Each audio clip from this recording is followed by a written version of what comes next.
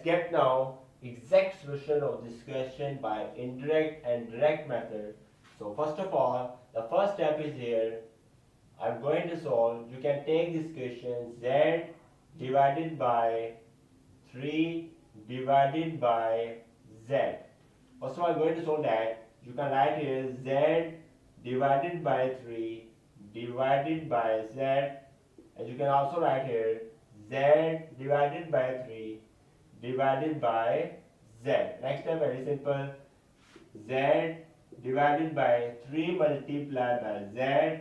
Z remove, will get here 1 by 3. That's the first step. This value z divide 3 divide z is equal to 1 by 3.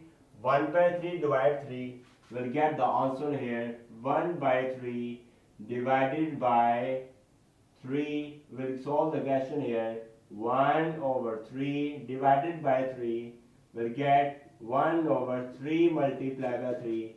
1 by 9 is the right answer. So B option is correct. And direct method is very simple.